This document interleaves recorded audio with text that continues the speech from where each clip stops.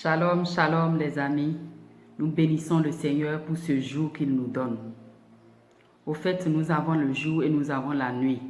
Et Dieu nous a créés et il a créé la nuit et le jour. Et je vais t'encourager, mon frère, toi qui m'écoutes, à faire ce que tu dois faire pendant le jour. Parce qu'il y aura un jour où la nuit va tomber et nous ne pourrons rien faire. De la même manière que physiquement nous avons la journée pour courir, pour travailler et la nuit pour nous reposer et dormir, un jour va arriver où nous ne pourrons plus rien faire aussi. La nuit, ça peut être la mort. La nuit, ça peut être la maladie. Et lorsque nous lisons dans Jean chapitre 9, verset 4, Jésus nous dit, « Pendant le jour, nous devons accomplir le travail de celui qui nous a envoyés. Et la nuit arrive et personne ne pourra travailler. » Ça veut dire qu'il faut faire ce qu'on doit faire pendant la journée. Et la nuit va arriver où on ne pourra plus travailler. Mon frère, ma soeur, toi qui m'écoutes, peuple de Dieu, où tu as encore des choses à régler avec ton frère, je veux t'encourager à pardonner, à régler tout ce que tu dois régler. Parce que la nuit est tout près de nous. La nuit est déjà là. La nuit peut être la maladie. La nuit peut être la pandémie. La nuit peut être la mort, où tu ne pourras plus rien faire. Donc je veux t'encourager de tout mon cœur à ce que tu puisses régler, que tu puisses mettre en ordre tout ce que tu dois ranger. Parce que tu as seulement le jour pour arranger les choses. Dans la nuit, tu ne pourras rien faire. Et pour ne pas y arriver là-bas, nous avons besoin d'adopter des comportements, des attitudes qui nous amènent à régler automatiquement les choses, à ne pas accumuler les choses. Et je veux nous encourager en tant que parents aussi à aider nos enfants à faire les choses à temps. Oui, après je vais le faire. Après n'est pas pour toi. Demain n'est pas pour toi. Le lendemain ne nous appartient pas. C'est pourquoi nous devons faire ce que nous devons faire aujourd'hui.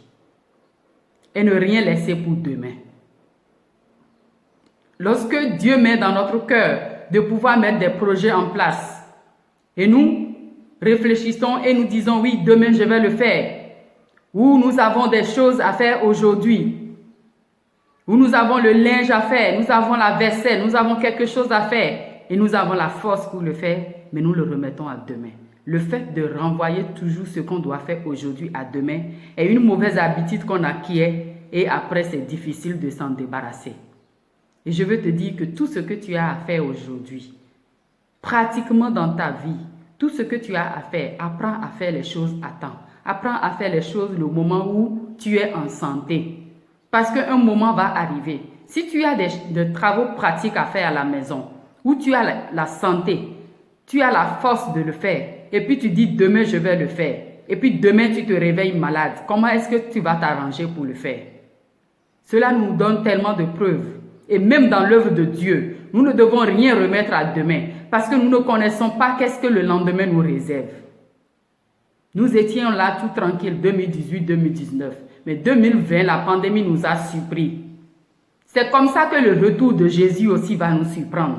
C'est pourquoi je veux te dire, toi qui penses que les choses de Jésus, c'est seulement pour les autres, ce n'est pas pour toi. Je veux t'encourager que la nuit va venir où tu aimerais entendre parler de Jésus. Et il fait déjà nuit. Ça serait difficile d'entendre parler de Jésus. Tout cela va s'arrêter bientôt. C'est pourquoi je nous exhorte, chers frères et sœurs, à vraiment sensibiliser autour de nous, nos parents, nos amis, à vraiment ouvrir leur cœur à Jésus. Parce que Jésus revient bientôt. Et la nuit est tout près de nous, où nous pouvons pas faire grand chose. Les choses que nous faisions avant, nous ne pouvons plus les faire, mais nous pouvons les faire autrement. De la même façon, un moment va venir et la façon dont nous sommes en train de faire les choses autrement aussi va être coupée.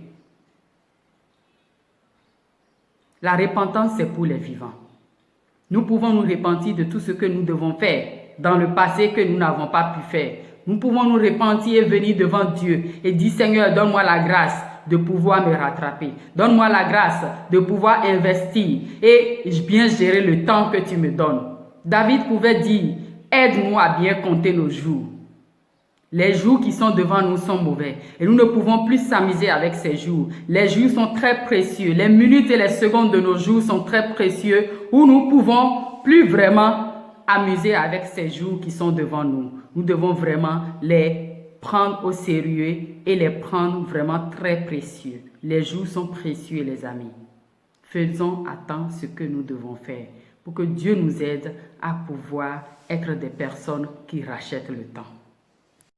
Dans Matthieu 28, versets 18 à 20, la Bible nous dit « Allez par tout le monde et prêchez la bonne nouvelle ». La bonne nouvelle, c'est Jésus-Christ. Jésus n'est pas une religion. Jésus, c'est le Sauveur. Il est éternel et c'est lui seul qui est le chemin, la vérité et la vie. En dehors de lui, nous n'avons pas de vie. Et la Bible nous dit dans Matthieu 28, verset 19, qu'il est la bonne nouvelle que nous devons prêcher. Il est celui-là que nous devons proclamer dans toutes les nations. Il est venu pour tout le monde entier. Il n'est pas venu seulement pour un peuple ou bien pour une langue. Il est venu pour tout le monde entier. Car Dieu a tant aimé le monde, il a donné son Fils unique, afin que quiconque croit, quiconque veut dire tout le monde, qui croit en lui ne périsse pas, mais qu'il ait la vie éternelle. Celui qui croit en Jésus-Christ a la vie éternelle. Je ne t'encourage pas à croire à une religion, mais crois en Jésus-Christ qui est le Sauveur. Jésus est différent de la religion. Il est le seul qui donne la vie même après la mort. Dans Jean 11, verset 25, la Bible nous dit, Jésus lui dit, « Celui qui relève de la mort, c'est moi. La vie, c'est moi. Celui qui croit en moi aura la vie même s'il meurt. » Il nous donne la vie même après la mort, ce Jésus-là. Il est le seul qui peut le faire. En dehors de lui, il n'y en a plus. Jean 11, verset 40 nous dit, mais Jésus lui répond, « Je t'ai dit, si tu crois, tu verras la gloire de Dieu. » Oui, la gloire de Dieu va se manifester au retour de Jésus. Mais lorsque nous croyons en lui, nous pourrons voir sa gloire. Nous avons besoin simplement, la seule chose que nous avons besoin, c'est de croire en Jésus. C'est d'ouvrir notre cœur à Jésus, de faire de lui notre ami fidèle. Il est cet ami qui ne déçoit pas. Il est cet ami qui ne nous déçoive pas. Fais de Jésus-Christ de Nazareth ton ami fidèle. Dis, Seigneur, je veux que tu sois mon ami fidèle. Il ne nous trompe pas, il ne nous flatte pas. Il est cet ami fidèle qui nous comprend dans les bons et les mauvais jours. Et il revient bientôt. Mon frère, ma soeur, je t'encourage à continuer à persévérer, tout en sachant que demain ne t'appartient pas et que chaque jour que Jésus te donne, que tu as ce jour pour réfléchir à ta vie. Repentir, c'est s'asseoir et réfléchir. Réfléchir à la lumière de la parole de Dieu pour voir qu'est-ce que Dieu est en train de me dire pour aujourd'hui. Que le Seigneur nous aide, qu'il nous aide à pouvoir lui donner véritablement chaque jour de notre vie, notre cœur entièrement et totalement. Déposons sur lui tous nos fardeaux. Ne chargeons rien dans notre cœur. Libérons notre cœur devant le Seigneur et qu'il nous donne la grâce de persévérer jusqu'au bout. Abonnez-vous, partagez cette vidéo et que Dieu nous donne la grâce de nous préparer à chaque moment et à chaque instant parce que nous ne connaissons ni le jour ni l'heure.